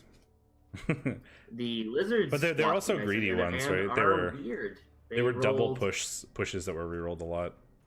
Yeah, they were greed stuff. So the lizard's dice, on the other hand, he has 3 dice results that were almost as high as pushes. Like he had skull both down, and defender stumbles as like equal-ish to the number of pushes. So you'd expect more pushes there. Certainly. But yeah, so that was a tie. I predicted the only game that we were contentious on was a tie. So we get similar points for this division, and I guess that it kind of makes me feel a little bit good that we were like going back and forth on that game, and it ended up in a tie. We were not too off. Nope. So that puts us at -3 for this division, though, because we were wrong a lot. So we shouldn't feel too good about ourselves. Nope. So that puts our current score at -2 apiece. So below average now. Hopefully Div 7 fixes that a little bit. But before we do, shall we try to ruin our scores even more by predicting games in Div 6? One of them has already occurred, apparently. That's what we get for doing this on Thursday instead of on Wednesday or Tuesday. So we won't go over that result because we will do that in 2 weeks, but we won't predict that one. Yeah, let's go into the predictions then. Or should we? Let's look at the leaderboard real quick. Or no, let's do it after the predictions because one of the games has already occurred. So predictions with a Rebel Yell and 3 cash, 3 crew revengeing. So Undead versus JJ Cash. 1640 Undead, 2000 humans. Normally, this is the sort of matchup that can easily favor the Undead. But in this case, I think it's going to be tough for them. The humans can kind of stand toe-to-toe on the pitch control front because the rookie mummy is not really doing a whole lot. So there's the one incredibly useful mummy, but it's only one player. And then it's competing with some real serious humans. Yeah, the humans are going to be able to sort of elf the Undead a little bit because of the stat ups and stuff, while being able to stay on the pitch because of armor 8 and block and guard and that kind of thing. So the Undead aren't going to be able to play their remove the elves game. That's how we beat Agi. But the humans are, The Undead do get 360k of inducements. What do you even get with 300? Is there a mummy? I think you can get a mummy, right? Or is that only a tomb? I wouldn't hate the strength 6 wrestle break tackle guy. That's a good question. Ramtut the Third, I think. I think you can get him as Undead. That's a good question. They can get Count Luther von Drakenborg, who's 390, who is the strength 5 Agi 4 block hypno gaze regen sidestep vampire. He does Negatory, yeah. Yeah, no bloodlust. There's Hack and Slash. There's J Earlice. Yeah, they can take Ramtut, who's 380, so 10k less, but he's strength 6 instead of. I think the vampire might be better. Maybe, especially for these Undead, because they actually do have some Agi ups. They have an Agi up white, and they have an Agi up ghoul, so they have the potential to like try to keep up with the passing nonsense, and it also gives you the hypno gaze option to like break open cages and stuff. He's an armor 9 vampire. I don't think I've ever seen him played. He's very expensive, right? It's 390, and he's only available for vampire teams, Undead teams, and Necro teams. So often Necro teams will pick up Cheney instead, because werewolves are good. And vampire teams tend to not really get that many inducements, and if they do, they'll take like wizards and that kind of thing. Because although a vampire. You'll see him on undead and vampire teams, but like there aren't very many vampire teams, and undead aren't often 400k down. You could also take a boatload of bribes, as McNugget is suggesting, which is a thing that you could is just take certainly like doable. wizard Bribe. babe. Yeah. But the problem is, I don't know if you're going to be. You might get pushed under the back foot pretty easily. Well, we need a prediction here. I know what I'm doing. What are you doing? Oh man. I think the inducements make a pretty big, like I was gonna say humans, and then we started talking about the inducements, and then I realized that the inducements make a pretty big difference. I'm gonna go human. I'll go with JJ Cash.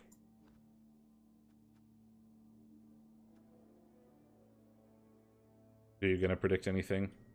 Yeah, I'll also go humans. So then we have Common Nightmares and the First and Forsaken Lions. So the High Elves are going to get a game against Necro instead of against Chorfs or Orcs. So, I mean, it's still Necro did miss their game last week, so we don't really know what's up with that's a good question, but we should still predict it, assuming they're going to be here. If they miss 2 in a row, we'll just pretend they don't exist anymore. Yep. So this is the Necro team with no real exciting wolves, but does have a tackle one, which is kind of useful. And they have a ton of dodge. The Necro has a ton of dodge. Yes. And the High Elves have 0 tackle. Yes. Does the Necro have any sure hands? That is a good question, and I think the answer is no. Could be a game then. They do not have sure hands. So yes, they do. They have naked in public. Do they? Did I miss that? They have a blodge. Oh yes, at the start. Sure. Blodge step sure. So I think this is probably going to go to the Necro. Yeah, I think so too. As dominant as the High Elves have kind of had to deal with up until now, but I think it's still going to be. Yeah, at least they won't get utterly annihilated and like shoved around the pitch like they have in their last several games. But I think that they don't have the tools really to deal with the Necro. I feel, and the Necro. While they're not likely to really remove elves, the claw, if anything, is just going to be sort of a stun machine on the armor 8. The guard, there is one mighty blow. The like blodge pieces everywhere are going to be hard for the wood or the High Elves to deal with. So we have Luke 44 versus Greenskin Brawlers. Chaos's Orcs. Yeah. So 2 teams that we were wrong about last week. We predicted against them in both cases, and we were wrong in both cases. So one of them is going to win this week, and one of them is going to lose. Or they could tie and just make us both sad. What do you think? I know what I'm saying. Let's see. I have to look at the team for a second. Is there... Oh, looking at the teams is cheating. I can look at the team. Trying to keep it fast. Let's go with Orc. There's a good amount of guard. There's tackle. There's some mighty blow. I think the Orcs... I think Orcs are also statistically the hardest matchup for developed Wood Elves. So I'm also going with Orcs. Then we have Hausdorff's Homewreckers and another Bloody Bell. So we've got some Chorfs here. Weren't these guys like really high TV, and now they are not really high TV. A lot of it is just they're missing 160k on this MNG. Oh yeah, okay, that makes a difference. Oops, backed out of the division. Did not mean to do that. So rats have speed because rats. They also have dodge. However, Chorfs have tackle because Chorfs. So I guess it depends on how well we think these. There is sure hands on the Bull Centaur, so that does not make things easier for the rats. That makes things really hard for the rats. They do have the strength 3 gutter runner, which would in most cases be excellent. Yeah, I was gonna say in most cases is excellent to deal with the sure hands type players, but it turns out that the Bull Centaur is not is strength 4. I mean, I think it's gonna be really hard for the rats to get the ball off them, and they're not going to be able to avoid mighty blow blocks all game, and all of those mighty blow blocks are going to be mighty blow tackle. Yeah, I picked Chorfs. Yep. I think I also predict Chorfs here. Oh, was it the Undead team that was a no-show? Let me look. Oh, you are right. You are very right. We are sorry for besmirching Harry Koo's wonder. Good name, yeah. It was the Undead team that was a no-show. Well, I just believed what you said, so. Well, good thing we predicted humans. I have a bridge to sell you, Ben. Lizards versus Rumblebee, so the lizards will win. I mean, I think traditionally this is a hard matchup for dwarves anyway, and this is a lizard team that is even more pitch control-y than most lizard teams. I can't picture them losing. Oh, this is the lizard team with like a billion D strength, right? Yes. Yeah, okay. Versus Rumblebee's like 4 guard. I also predict lizards. It's going to be super hard for the dwarves to get anywhere. The lizards are faster and stronger, and they like the guard won't make a difference because the lizards are extra strong. Like the dwarves are really screwed here, honestly. Like this is so in favor of the lizards that I would be really surprised if Rumblebee won. I look forward to being wrong. Yeah, Rumblebee's going to win now that we've said that, but I can't imagine a situation in which the dwarves have an easy time with that matchup. Then we have the Wayside Warmongers and the Snake Kitties. So this is Philosophical's humans and Teddy Rose's lizards. There's one tackle, and the Teddy Rose's lizards are starting to develop now. There's 4. I can't look at Phil's team anymore. It just makes me sad. Why? Because of all the like stats and stuff. The agi bust on the yeah. through toss. It breaks my goddamn heart, Ben. He's still strength 5. Not agi 4 anymore. He's not a speedier, strengthier vampire with no negative. Plus agi minus agi. Ugh. Yeah. Ugh. It hurts us. It hurts us. So yeah, let's look at Teddy Rose's team. There's actually some Blocksaurus around now, and we've been underestimating. Niggled and AV busted. I think we've been underestimating him all season, though. Like he had a pretty underdeveloped lizard team at the start of this, and he's certainly proved us wrong. Or I actually don't know your gender, I suppose, but like a name like Teddy, I assume, mostly because my brother is named Teddy. But with Teddy Rose, has surprised us this whole season. They've certainly done better than we expected them to with the underdeveloped lizard team so far. So I feel like it's time to start giving Teddy some credit, and I think I'm going to pick lizards here.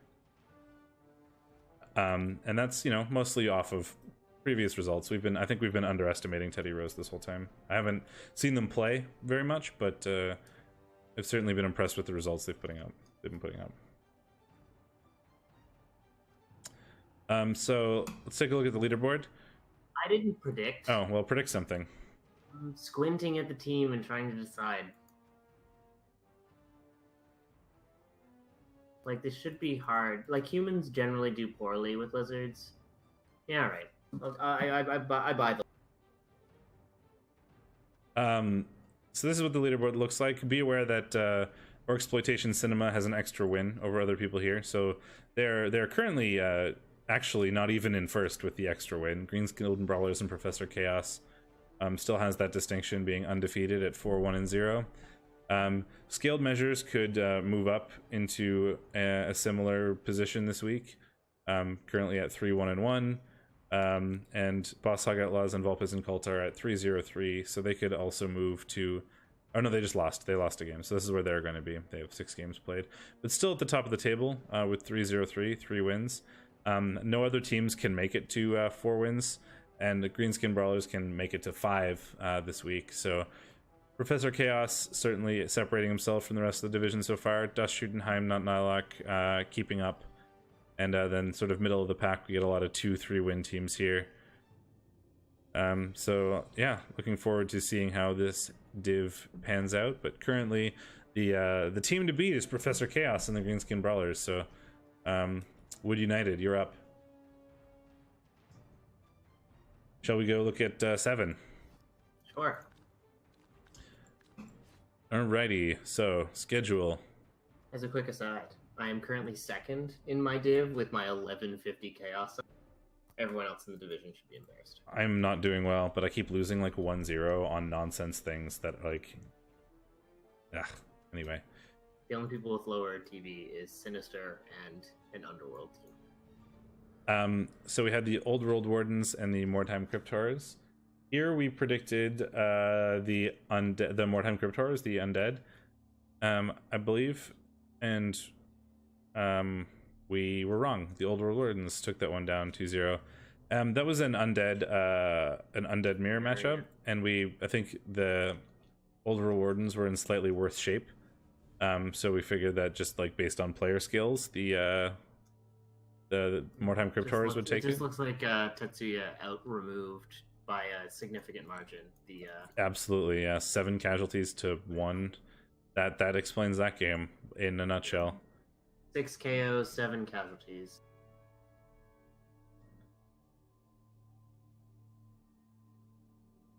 And that should be an interesting game, Professor Chaos. The other Orcs are a really good Orc team, so that'll probably be a top of the table matchup when it comes. Stump Force versus One Punch Ogre. We watched. I predicted Ogres because I'm literally always going to predict Ogres, and I don't care if it loses me the prediction competition this season. Shadorra doing the more sensible thing and predicting Dwarves, so you're going to get the point there. Yep, and as we saw, the Dwarves did win. Then Nurgle versus Necro. We split again. I predicted Nurgle and you predicted Necro, and it was a tie. So yep. Pat ourselves on the back for that one. I guess close enough. He's going to Nurgle Warriors and Werewolves. So both star players getting MVPs there, which is nice. Neither getting a level off of it, of course, but SPP pushing them towards the next level is never a bad thing. Both of them are still a ways off, though. The Nurgle certainly doing a number on the Necro players with a lot of removals occurring, but sometimes that isn't really necessarily enough with Nurgle to make it 2-1. Nurgle will often win 1-0 when that sort of thing occurs. Sometimes it can be hard to push it to a second touchdown unless those removals occur early, because you're just so slow sometimes. It can be hard to take advantage of it late in the game to make it 2-1. And it also may have been what made you able to make it 1-1 in the first place, so like that's what's occurred there. You want to guess what Tristan and I are getting each other for Christmas? No? We decided to just like skip the presents and go like fancy liquor shopping instead when she gets back. I was literally gonna say booze, so I guess that makes sense. Sugar and Spikes versus the Bash and Lizzies. So I want to talk about the next match, but this one's first, of course. What do you mean the next match? Oh, we haven't gotten there yet. Exactly. So I predicted Orcs, you predicted Lizards, and you were right. Hooray! So now we're dead even on points again. Mm-hmm. So the Lizards took this one down. Despite getting no removals, like 25 blocks, 0 removals. Yeah. Looks like they just 2-1 grinded the Lizard or the Orcs, which can happen if Orcs don't get removals, which Orcs didn't. It looks like. Yeah, there were very few armor breaks on both sides. Like there were 5 armor breaks to 6 armor breaks, which is nothing when there are 45 and 38 blocks. Here is Orcs score on their offensive drive.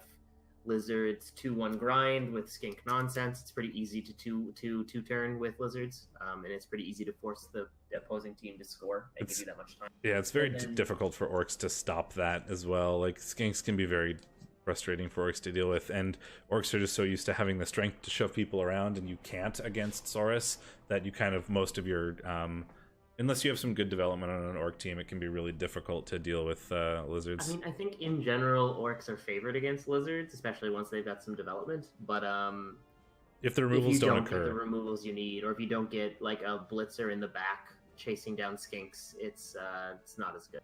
No. And the game that you wanted to look at, Reality Kings versus All Bark No Bite. We were like, this is going to be a high-scoring game, and by Lord was it. 4-3 for the RK guys. This is exactly what we said was going to happen. We were like, I predicted the Wood Elves and you predicted Kislev, which seems weird to me. I don't remember predicting. Kislev got the shit kicked out of them. I don't remember predicting Wood Elves, but I guess I did. You did, I guess. I've got it written down as you predicted Wood Elves. But I do remember saying that this is going to be like a 3-2 or a 4-3 type of game. Like, I remember saying those words, and it certainly was 4-3. That is 7 touchdowns this game, and the Kislev sustained a lot of removals certainly,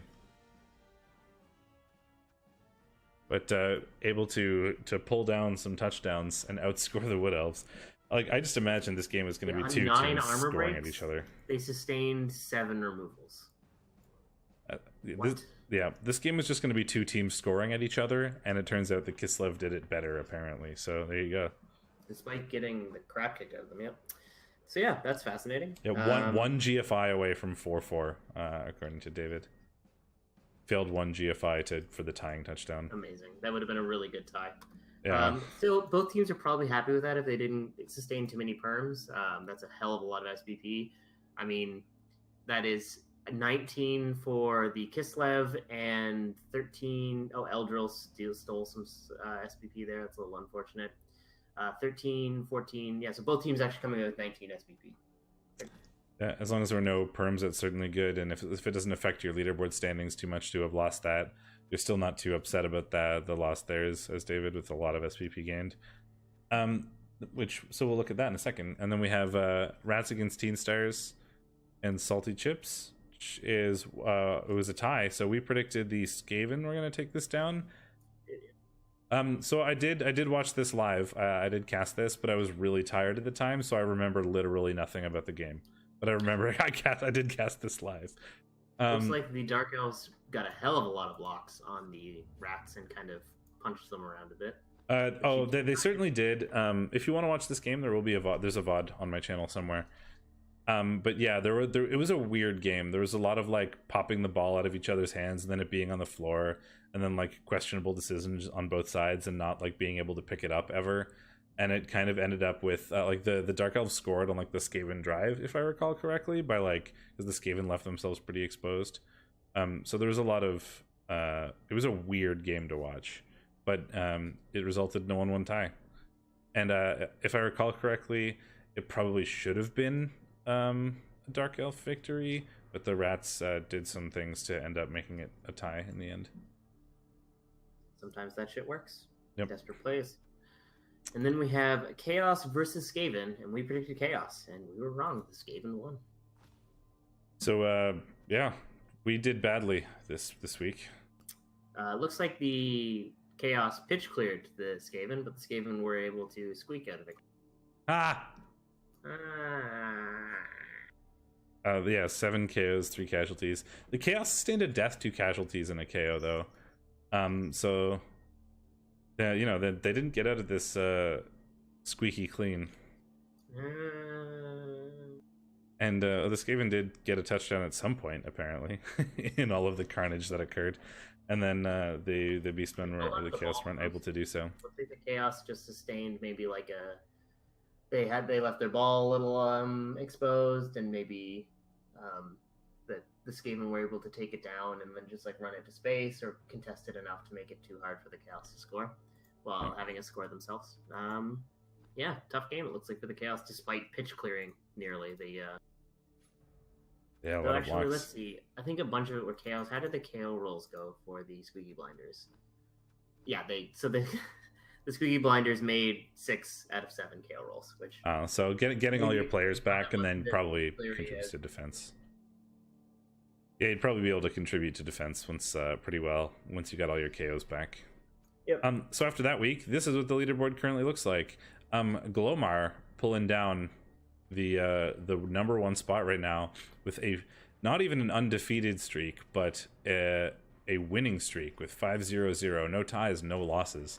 So that's a really good start for the Bastion Lizzies. Razzlestorm and Superfed both just 2 points behind at 4-1-1.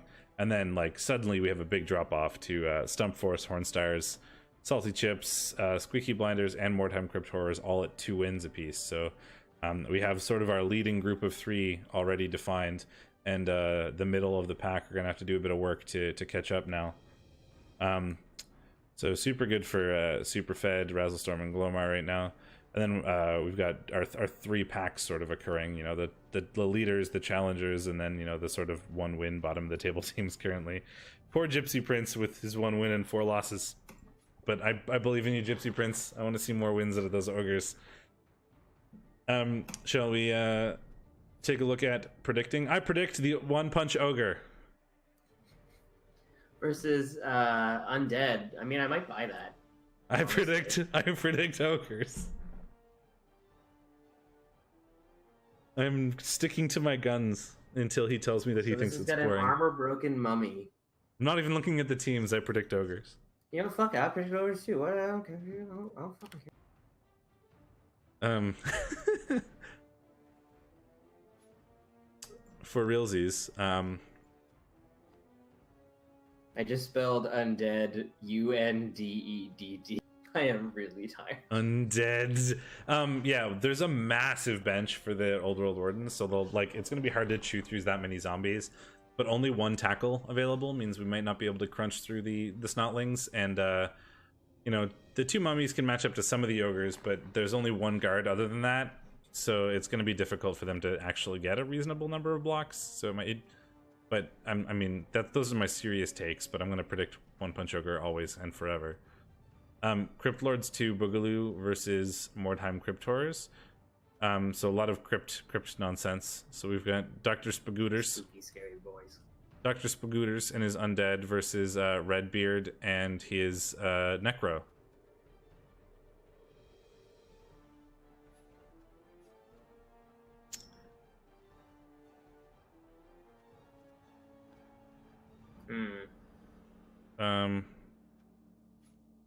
Look at the Undead.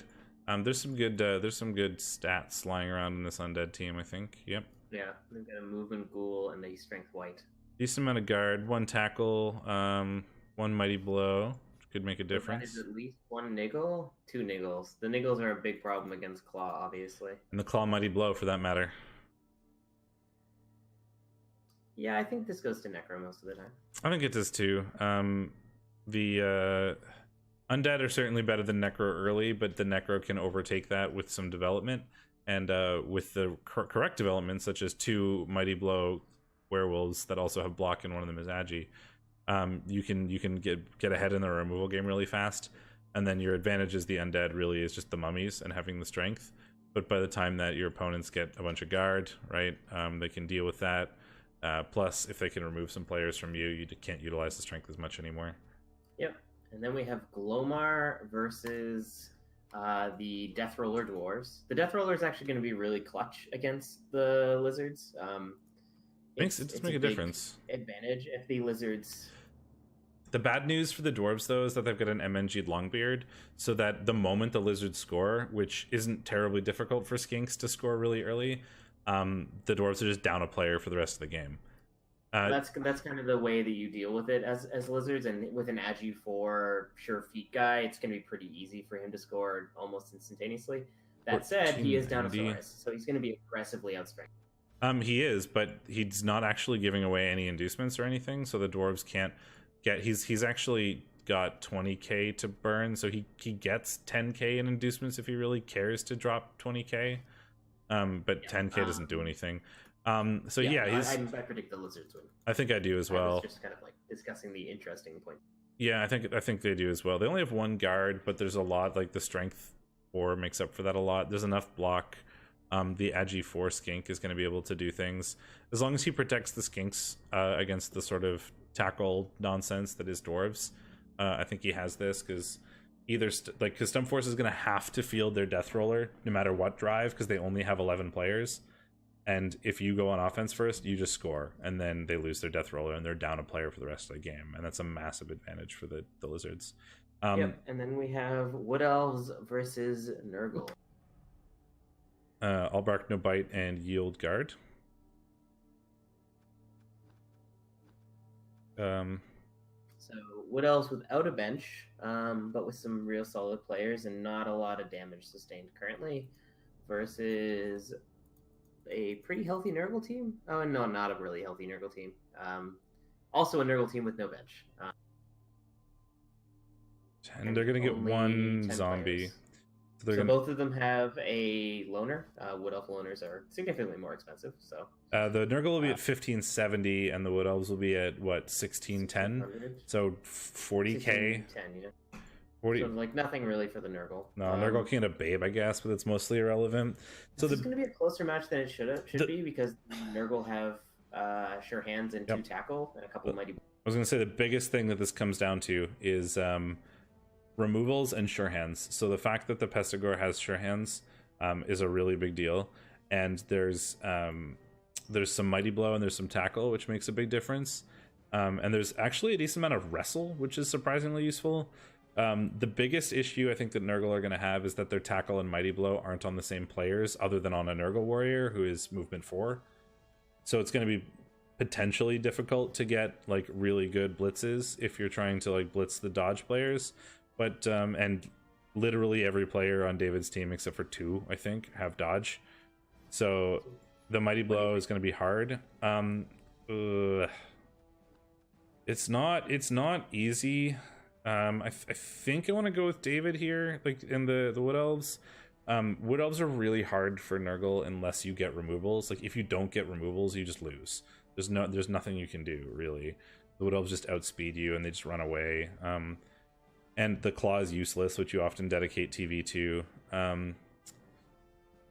The Sure Hands makes a big difference, and the Mighty Blow makes a big difference, but the Mighty Blow not being on the same piece as Tackle is what really is Yep, I agree. killing me here. I think the Nurgle are better suited than most Nurgle at this TV for dealing with agi teams, but they're still gonna have a tough game. Yeah, I also think David will win.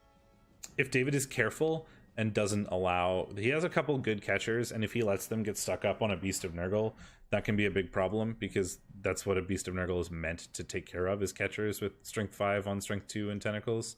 But if he's careful and doesn't allow that to happen, then I think David has an advantage in this one. Then we have Salty Chips and Sugar and Spikes. So we've got Angre's Dark Elves, including the Agi 6 monster, who definitely did some silly Agi 6 things in the game that against the Rats last week. If you have it, you might as well use it. And they're going against the most like archetypal orc team ever. Yep. Guard, block, guard, block, guard, block, guard, block, guard, block, guard, block, mighty blow, piling on tackle, troll. So there's a lot of dodge on the Dark Elf side. There's only one tackle for the Orcs. It's worth noting. But it is tackle piling on mighty blow, which might make a difference. I mean, it does for attrition, but it doesn't really make a difference in terms of. Well, it does for attrition, and the Dark Elves don't have much of a bench, do they? They have no bench, so it's pretty good for removals, and every removal is a removed valuable piece, because the cheapest player on Salty Chips is 90k. So any removal is a pretty big value. The guard is going to be difficult for the Dark Elves to deal with, because they have no guard of their own. So the Orcs can keep the ball super safe if they want to, and then just try to utilize those mighty blow hits. It may not be easy to get removals, but every removal is big, and there's going to be at least one, probably two, with the number of mighty blow hits that occur. I think I want to go with Orcs, as long as the Orcs play safe and careful. I think they will have an advantage there. It really depends on how many pals they roll, because they always have to worry about sidestep, blodge step. Yeah, it's certainly I think the Orcs winnable. have a slight edge as well. Yeah. It's certainly winnable for either team. If like, assuming both teams play perfectly, I think the Orcs will probably win, because like removals are a thing. But any mistakes that Weeknight Wizard makes can be very, very exploitable by Angre with the players that he has. So we don't have any mistakes at all yet, so I'm going to go with the Dark Elves, because I think it's close enough that I'm fair enough. To, like, it's very close. I'm going to sort of caveat my my prediction with what I said there, is that like if both teams play perfectly, I think the Orcs win, and the dice are average, I think Orcs win. But any mistakes, this is going to come down a lot to coaches, because any mistake by Weeknight Wizard is going to be really, really, really exploitable by Angre and the Salty Chips, and he certainly will. So the Orcs have a good chance if they play careful, but they got to be careful not to make any mistakes. And Squeaky Blinders and Reality Kings, do you want to see another 4-3 game? Because this might be one of those as well. Mm-hmm. We've got Random Maximus's Skaven. This is the top of the table game, is it not? No, that's Razzlestorm. That's the top of the table. Squeaky Blinders are sort of mid-table. Should be a tough game for the Skaven. The Kislev are back at full strength, more or less. They're missing one guard piece. So they have Captain Stabin back, who is their like super killer. They've only got one tackle, but they've got a ton of diving tackle because they're Kislev.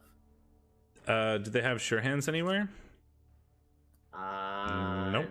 No. Do the Rats have Strip? Sure do. That'll be interesting.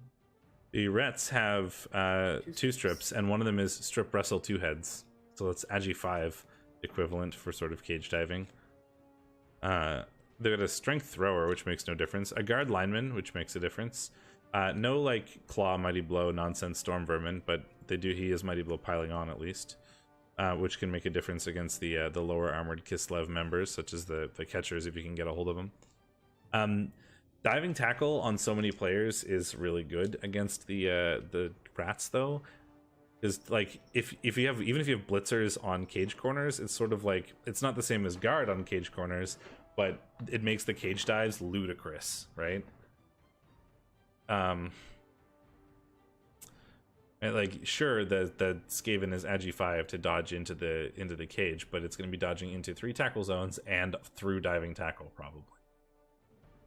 So it's going to be, while Superfed doesn't have sure hands, I don't think it really matters as much because of all the diving tackle.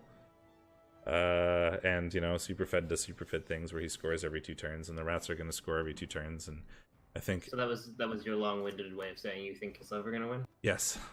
It was my long-winded way of saying initially I thought rats were going to win, and then I looked at the team and forgot about diving tackle, and then changed my mind. It's okay. It's a fixed skill. As long as you forget about it, that's the key, Ben. And I always do. And then we have top of the table rats versus mid-table chaos. Yep. So these are the top of the table rats. The rats against Teen Stars and Razzlestorm. He's got the claw mighty blow horns storm vermin going on.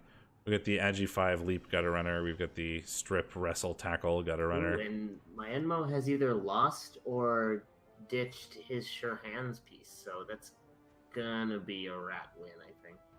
There are 3 tackle for the chaos, and a ton of mighty blow. So the rats are gonna hurt for it, but I think the chaos are gonna have a rough time with this game.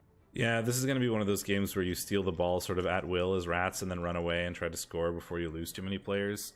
And as long as you can run up the score before you lose your players, the chaos just aren't going to be capable of outscoring you, even if you don't have any rats left.